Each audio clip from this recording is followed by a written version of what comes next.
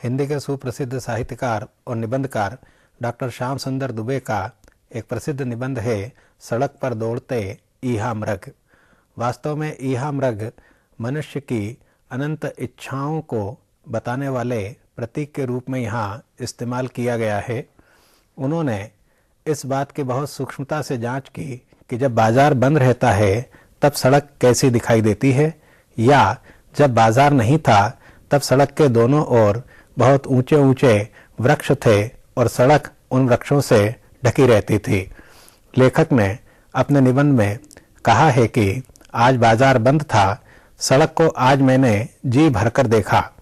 फैली फैली लंबी लंबी सड़क अपने एकांत में गदबदाई सी पंक्तिबद्ध खड़े अशोक वृक्षों के नीचे मगन मन इस सड़क पर उतरती छाया प्रकाश की परछाइयों का कौतूहल दिन चढ़ते ही सूरज की उठान के साथ हजारहा डिजाइनों में तब्दील होने लगा था। झरे पत्तों और फूलों की अल्पनाएं रचने में मशगूल यह सड़क अपने आसपास से एकदम बेखबर सी थी। जो इक्के दुक्के लोग इसे नाप रहे थे वे भले ही जाने पहचाने नहीं थे, किंतु वे सड़क की इस सूनी भव्यता में आज बहुत आत्मीय लग रहे थे।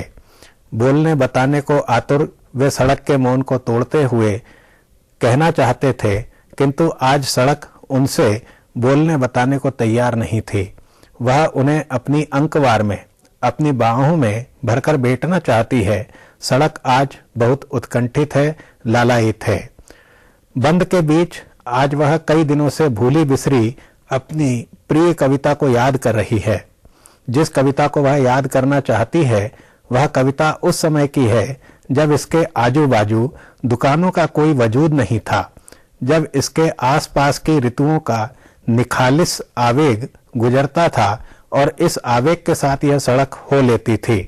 कभी गुलमोहर की लाली में हंसती खिलखिलाती हुई, कभी हर श्रृंगार के छोटे छोटे फूलों से चौक पूरती हुई, कभी नीम की पकी निम्बोलियों की पीरी ओढ़े सकुचाती शर्माती हुई, और कभी धारासार वर्षा में आपाद मस्तक भीगती निचुड़ती हुई। समय बीतने के साथ इसकी कविता इसके हाथ से छूटती चली गई। भीड़ भाड़ की धकापेल में यह अकेली पड़ती गई। इसके दोनों ओर नक्शे खिंचे, फिर इन नक्शों में दीवारें उठी, दीवारों में शोकेस घुसे और इनके बीच बैठ गया बाजार। बाजार ने सड़क को क्या क्या नजारे नहीं दिखाए। जो सड़क पर हैं वे सड़क पर नहीं हैं। सड़क आकाश पाताल एक कर रही है पर सड़क दिखती नहीं है। लोग छलांग लगाते एक दूसरे के आगे निकलने की होड़ में दौड़ रहे हैं। ईहा मृग चौकड़ी भर रहे हैं। सब कुछ पाहने की चाह में छलांग लगाते मंसूबों में पूरी दुनिया सिमट आई है। बाजार की दुनिया में जो है वह निरंतर औरे कछु हो रहा है। इस औरे कछु को पाने के लिए लोग हैं कि तोप तमंचा से आगे बढ़कर जीवाणु हथियार तक आ गए हैं। जिसे मेघों की करकाएं भी कंपित नहीं कर पाई, उस हवा को साइनाइड गैस में बदल रही है। जिसको ज्वालामुखी का उत्ताप भी ताप नहीं दे पाया, आणविक अंगीठियां उस धरती के परकच्चे उड़ा रही हैं जो अपने असीम धैर्य के कारण धरा कहलाती है। जो जल जीवन का पर्याय है उसमें घोला जा रहा है फैक्ट्रियों का अपशिष्ट। नदियां बिलबिला रही हैं। मेल मत्ता और दुर्गंध को धोने पछोरने वाली नदियां स्वयं डूब गई हैं दलदल के दुस्सहनीय नरक में। आग जो अन्न को पकाती है, शीत को भेदती है और प्रकाश ऊर्जा का जो स्रोत है वह बिछ गई है सुरंग बनकर खेतों में, जहां अन्न की जगह मौत उगती है। विस्फोटक प्रकाश चीरता है। झाड़ों झुरमुटों, पंछी पखेरुओं, ढोर ढंगरों के प्राणों को हरा भरा जीवन का उद्यान झुलस जाता है। यह सब इसलिए कि बेतहाशा प्यास बढ़ रही है, रूप की, रंग की, रस की, गंध और ध्वनि की प्यास। इस प्यास को बुझाने वाले सारे पदार्थ आहुति में घृत का काम कर रहे हैं। डॉक्टर श्याम सुंदर दुबे वास्तव में कहना चाहते हैं कि आज मनुष्य अपनी अनंत इच्छाओं और लालसाओं को पूरा करने के लिए बाजार का भरपूर दोहन कर रहा है, और इस बाजार के चलते ही जहां खेतों में अन्न उपजना चाहिए था वहां आज बारूदी सुरंगें बिछा दी गई हैं, जहां पर जाने वाले लोगों को अपनी जान से हाथ धोना पड़ता है। रूप, रंग, रस, गंध, इनकी असीम प्यास ने मनुष्य को बेचैन कर रखा है। आगे वे लिखते हैं, तेल के कुओं से खींचा जा रहा है पेट्रोल, जिसकी अंजलि में जितना आ रहा है उतना कम पड़ रहा है। जिनके पास ताकत है, जो प्रजातांत्रिक मूल्यों की कोतवाली कर रहे हैं, जिनके सामने विश्व की पंचायत सहमी हुई है, वे अपनी महाअंजलि में समूची पृथ्वी का पेट्रोल भरकर समुद्र पाई अगस्त की मुद्रा में गटागट पी जाना चाहते हैं। पेट्रोल पर अधिकार हुआ तो संसार को मनचाहा नाच नचाया जा सकता है। संसार की मंडियों पर अपना एकाधिकार स्थापित किया जा सकता है। फिर पृथ्वी पर भोग तृष्णा से पीड़ित समस्त ईहा मृगों को रेगिस्तानी मरीचिकाओं की झिलमिल परछाइयों में जलाभास के छलावों में भटका कर मुमूर्ष बनाया जाएगा, प्यासा बनाया जाएगा। इन मुमूर्ष मृगों को फिर दलित द्राक्षा के छींटे देकर होश में लाया जाएगा और फिर इन्हें मारक बिंदु तक भटकाया जाएगा। आगे आने वाले समय में सबसे बड़ा संकट जो उपस्थित होने वाला है दुनिया के सामने, वह है ऊर्जा संकट। और इसलिए दुनिया की प्रमुख महाशक्तियां चाहती हैं कि पेट्रोल पर उनका एकाधिकार हो, जिससे हम दुनिया के अन्य देशों को मनचाहा नाच नचा सकें, उनकी मंडियों पर अपना एकाधिकार स्थापित कर सकें। जहां तक भारत का सवाल है, तो भारत लगभग 85,000 करोड़ रुपए का पेट्रोल आयात करता है। उसकी पूरी अर्थव्यवस्था बाहर से आयातित पेट्रोलियम उत्पादों पर निर्भर है, और जिस दिन ये पेट्रोलियम उत्पाद भारत को मिलना बंद हुए तो भारत की अर्थव्यवस्था चरमरा जाएगी। इस पर बहुत गंभीरता से विचार करने की जरूरत लेखक ने बताई है। आगे लेखक लिखते हैं, उपभोगवाद का प्राणघाती नशा न मरने देता है न चैन से जीने देता है। भोग नहीं भोगे जाते, अपनी आयु ही भोगी जाती है। भोगा न भुक्ता वयमेव भुक्ता, तृष्णा न जीर्णाः वयमेव जीर्णाः।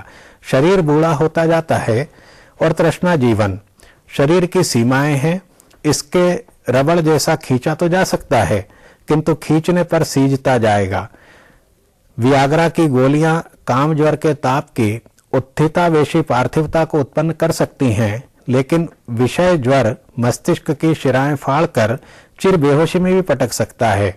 स्वाद तृष्णा जन्य जमुहाई पर जब मुंह खुलता है, तब जीभ पर अंकित सरस्वती अपनी पूजा पार्टी लेकर महाभिनिष्क्रमण पर निकल जाती है। यह बात उल्लेखनीय है कि बाजार के बढ़ने के साथ ही लोगों की स्वादेशनाएं एकदम से जागृत हो गई हैं। अपनी जीभ के माध्यम से वे दुनिया भर के स्वादों को ले लेना चाहते हैं। इस कारण से जो सरस्वती विराजमान रहनी चाहिए जीभ पर, वह अब जीभ पर नहीं दिखाई देती।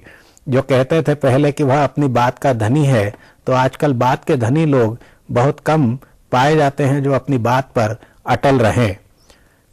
आगे लेखक लिखते हैं कि जाते जाते सरस्वती होठों पर अंकित अपनी पूजा पार्टी लेकर महाबीज निष्क्रमण पर निकल जाती है। जाते जाते वह होठों पर अपनी रवानगी की सील सिक्का भी लगा जाती है। सरस्वती इस घोर भोगवादी युग में प्यास से पपड़ाए धरातल पर कैसे रह सकती है? सरस्वती तो तब थी जब जन्म के समय बच्चे की जीभ पर चंदन चर्चित स्वर्ण सीख से ओम हीम श्रीम लिख दिया जाता था।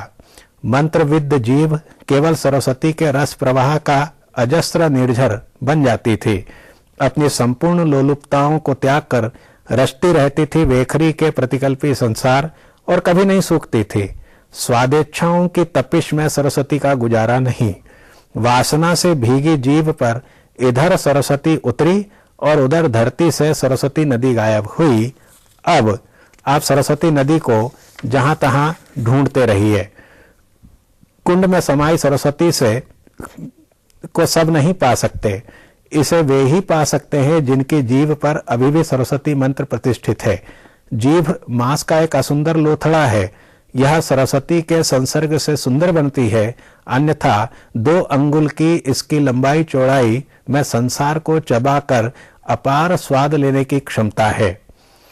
दुबे जी लिखते हैं कि वे गांव के आदमी हैं। कभी कभार महानगरों के माया महलों की यात्रा कर लेता हूं। वे इन यात्राओं में अपनी लटी दूबरी देहाती दुनिया को पोटली कांख में दबाए रहते हैं। इस अजूबे को प्रदर्शित करने के लिए उनके मित्रगण उन्हें आलीशान होटल में ले जाते हैं। उनका लोक उनका मनोरंजन करता है। इस रमणीक द्वीप के अतिथियों की मोनोटोनस लाइफ में इससे बदलाव भरी हुई नई स्फूर्ति आ जाती है। वे लिखते हैं कि वे लोग मुझसे लोक पर बतियाते हैं, मुझसे लोकगीत सुनते हैं और बेशर्मी से ठूस ठूस कर खाते हैं। वे मानते हैं कि लोकगीत देशी ठर्रा है, इसके स्वाद से पेट का हाजमा ठीक हो जाता है।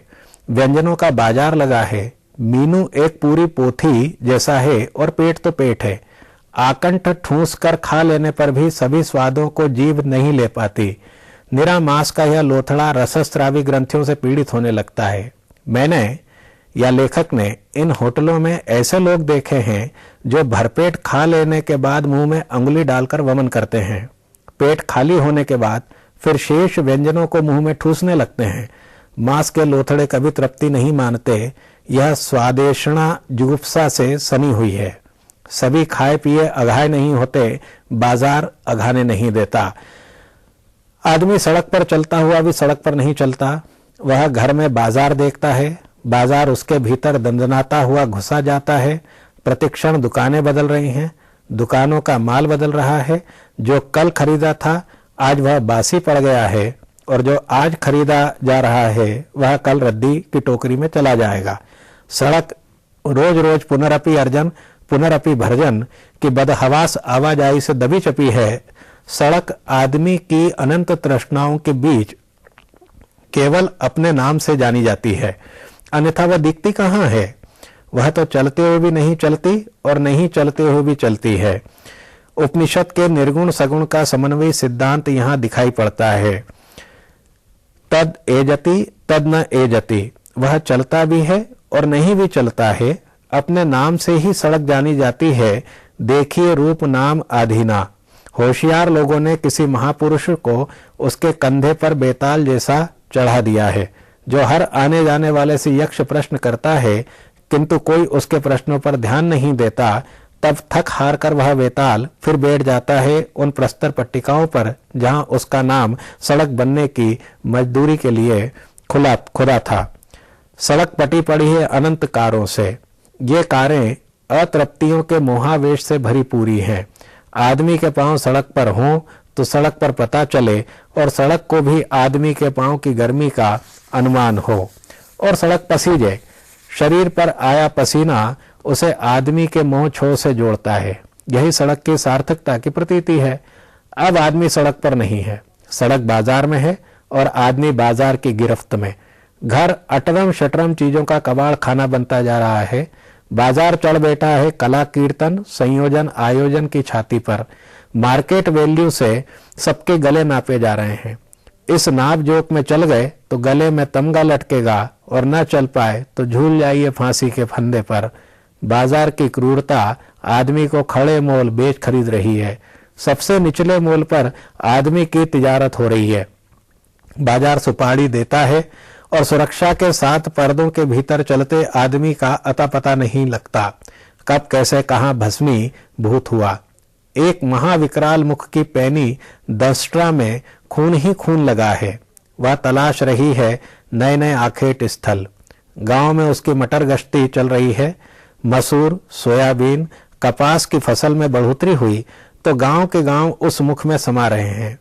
लेलीयसे ग्रसमानः समन्ता लोकान समग्राम वदनेर ज्वलद्भिः, वह समस्त लोगों को चाट रहा है, लील रहा है। गांव में वह घुसा तो गांव चौपट चरपट हुए। गांव की चरपट पंजरिका उसके लोकगीतों में गूंजने लगी। मेरी तरफ एक लोकगीत खूब प्रचलित हुआ। लेखक कहते हैं, सैया ले दे कर धनिया मंगाई है करधनिया, मैं तो 100 बिरजी। घर वाली को चाहिए 80 तोले की करधनी। वह मानवती है, बिरजी है, कोप भवन में सिंगार पटार फेंक कर ऐठी बैठी है। सैया ने उसकी ऐंठ एक ही वाक्य में तोड़ दी, मसूर को बिकने दो, मैं तुझे करधनी के साथ हार भी पहना दूंगा। मसूर और सोयाबीन से लहलाते खेत केवल पटवारी की खसरा खतौनी में खेतिहर किसान के नाम है। इनके दाने तो बाजार में गिरवी रखे हैं। लेखक ने यह किसानों की दशा का वर्णन करते हुए लिखा है कि वास्तव में किसान जोतने वाला है, फसल वो लगाता है, लेकिन उस फसल के दाने बाजार में गिरवी रखे हैं। साहूकार को जब तक उसका कर्ज वापस नहीं मिलता तब तक किसान का उन दानों पर कोई अधिकार नहीं रहता। आगे लेखक लिखते हैं कि मुझे एक संवाद याद आ रहा है। पहलोटी विदाई में एक किसान अपनी पुत्र वधू को मायके से ससुराल विदा करके लेने आया। रास्ते में जो खेत पड़ते थे वे उस किसान के थे। वह बहू को गर्वपूर्ण लहजे में बता रहा था, बेटी देखो यह अपना खेत है। फिर और आगे बढ़कर उसने कहा, देखो बेटी वह जो मसूर के फूल गंधा रहे हैं वह भी अपना खेत है। बहू भी मायके से गुण सीख कर आई थी। दाई से पेट तो छिपा नहीं रहता। जो किसानी उसके मायके में सो किसानी ससुराल में। उसने ससुर की हेकड़ी तोड़ते हुए पूछ लिया, इन खेतों में से आपका असली खेत कौन सा है? ससुर बहू के प्रति प्रश्न से अचकचा गया। क्या मतलब, ये सब खेत मेरे असली खेत हैं? बहू बोली, मैं यह जानना चाहती हूँ कि शहर के साहूकार के यहाँ जो खेत गिरवी न रखा हो वह कौन सा खेत है? किसान की बोलती बंद हो गई। खेत तो सभी गिरवी रखे हैं। प्रेमचंद के गोदान का होरी बाजार की इस किसान खोरू नियत का जीता जागता व्यक्तिबिंब है। किसान का यह व्यक्तिबिंब सूदखोरी के चौकटे में अब भी ज्यों का त्यों फिट है। ऋण ग्रस्तता के केवल कारक बदले हैं। अब किसान ऋण लेने के अलावा चीजें वापरता है। ट्रैक्टर, मोटरसाइकिल, फ्रिज, टीवी की किस्तें चुकाता किसान अपने खेत बाजार में छोड़ आता है। सड़क जो गांव तक पहुंचती थी, विकास के लिए उसने गांव में बाजार बैठा दिया है। टीवी आकाश मार्ग से पंच इंद्रियों की भूख बढ़ाने के विज्ञापनों का पंचतंत्र रच रहा है।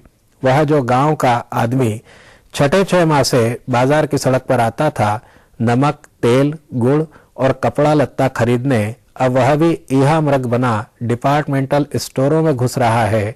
जो उसे टीवी दिखाता है उसको भर रहा है क्रय पात्र ट्रालियों में। वह रोज इस सड़क पर होता है जो अव्यक्त भीड़ बनी गहमा गहमी पालती है। आज बाजार बंद है तो सड़क सुखी दिख रही है। काश सड़क पर बाजार न होता। यह समूचा संसार ही बाजार है तो बाजार से सड़क कैसे बचेगी? यह दुनिया बाजार है, मोदी है भगवान, जाकी जैसी हैसियत तोल देत समान। बाजार का रूपक संतों के काम भी आया है। अपने चौहट हाट में उन्होंने बाजार की सड़कों का नक्शा खींचा है। बाजार बंद और सड़क सूनी है। सड़क का सूनापन भीड़ की स्मृतियों का स्वैरालाप है। वास्तव में डॉक्टर श्याम सुंदर दुबे बाजार की बढ़ती गिरफ्त से बहुत चिंतित हैं। पूरा मनुष्य समाज, पूरी दुनिया के लोग इस बाजार की गिरफ्त में अपने को बेचैन महसूस कर रहे हैं। बाजार जितना बढ़ता जा रहा है उतनी मनुष्य की इच्छाएं अनंत रूप से बढ़ती जा रही हैं। मनुष्य अपनी इच्छाओं को जितना भोगता जाता है उतनी ही वे आग में घी डालने के समान और ऊपर की ओर जाती हैं। इसलिए लेखक का कहना है कि इस बाजार से मुक्ति का कोई उपाय जल्द ही खोज निकालना चाहिए। यदि बाजार मुक्ति का उपाय नहीं खोजा तो वास्तव में मनुष्य की सारी संवेदनाएं, मनुष्य की सारी करुणा या पूरी मानवीयता पर संकट उपस्थित हो जाएगा, जहां केवल आपसी लेन देन पर आधारित ही संबंध कायम रहेंगे। मनुष्यता आधारित जो संबंध हैं वो समाप्त प्राय हो जाएंगे। यहाँ लेखक ने अनेक उदाहरणों से यह बताने का प्रयास किया है कि पूरी दुनिया में जो ऊर्जा को लेकर के मारामारी चल रही है, खास करके दुनिया के प्रमुख देश चाहते हैं कि पेट्रोल उनकी गिरफ्त में रहे, पेट्रोल पर उनका अधिकार रहे, या उसके माध्यम से हम पूरी दुनिया पर एकाधिकार स्थापित करें। यह एकाधिकार की बात लेखक को बड़ी चिंतित करती है, क्योंकि इससे दुनिया के अनेक देशों की स्वतंत्रता खतरे में पड़ जाएगी। और सबसे बड़ी बात जो लेखक ने यहाँ पर इंगित की है वह है अपनी स्वादेशनाओं पर नियंत्रण किस प्रकार लगाया जाए। वास्तव में भारतीय संस्कृति का मुख्य जोर अपने स्वादेंद्रियों पर काबू करने का रहा है। योग शास्त्र में भी यह बताया जाता है कि अपनी स्वादेंद्रियों पर जो व्यक्ति काबू कर लेता है, वास्तव में उसका अपने पूरे मन पर या समूची इंद्रियों पर काबू हो जाता है। लेखक ने यहाँ जीव को केवल मांस का असुंदर लोथड़ा कहा है, लेकिन दूसरी तरफ यह भी बताया है कि इस असुंदर लोथड़े में पूरी दुनिया को चबा जाने की क्षमता मौजूद है।